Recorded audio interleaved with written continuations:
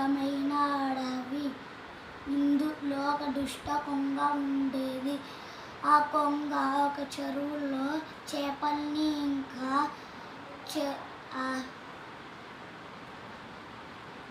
ఎండ్రకాయల్ని తినేది.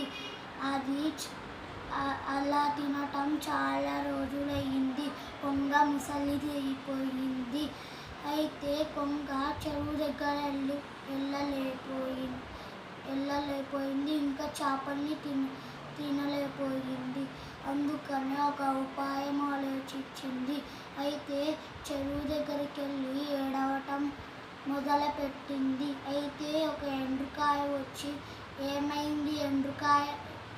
ఏమైంది కొంగ మామ, ఎందుకు ఏడుస్తున్నావు? ఇది మీ గురించే. అన్ని నదులలో ఇంకా సముద్రాల నీళ్ళు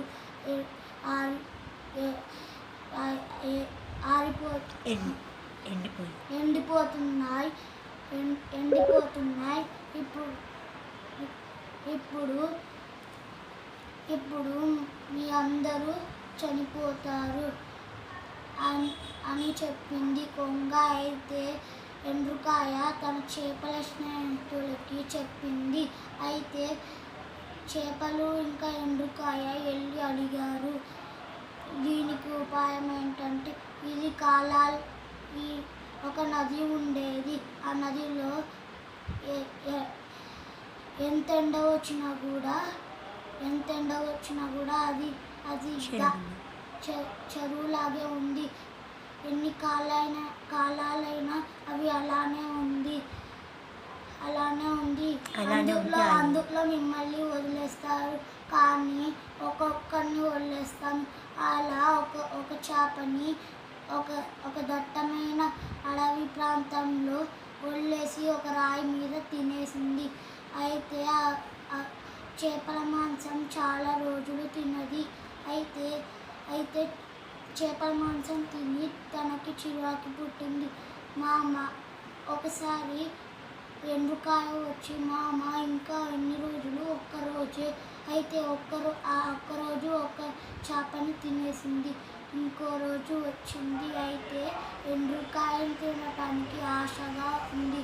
అయితే ఎండ్రకాయని నోటితో పట్టుకోలేకపోయింది. మామ, నువ్వు నీ మెడని పట్టుకుంటా, నువ్వు తీసుకెళ్ళి ఆ చెరువులో వదిలేయండి. అయితే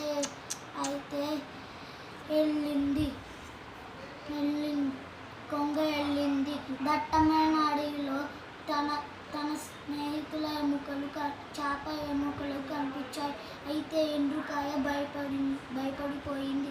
మామ, ఇంకా ఎంత దూరం చెరువుకి వెళ్ళటానికి అడిగితే నవ్వుతూ, చెరువు లేదు, ఏమీ లేదు, నేనంతా అబద్ధం చెప్పా, ఇప్పుడు నువ్వు నాకు ఆహారం అవ్వాల్సిందే అనంది. అయితే ఆ విషయం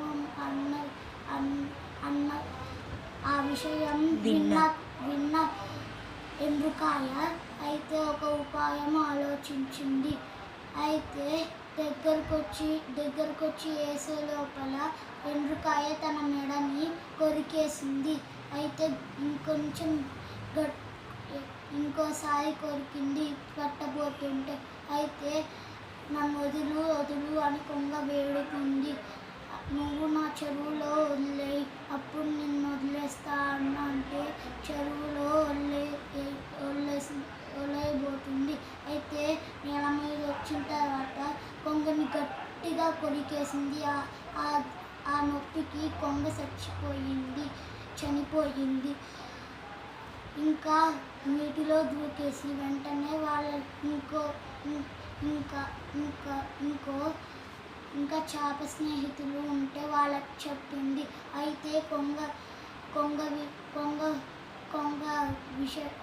కొంగ నాటకాలు అర్థమైంది. అయితే ఇందులో నీతి ఏంటంటే, ఎవరి జోలికి మనం వెళ్ళొద్దు. వెళ్తే వాళ్ళు మనని కుక్క కాటుకి చెప్పు దెబ్బ వేస్తారు.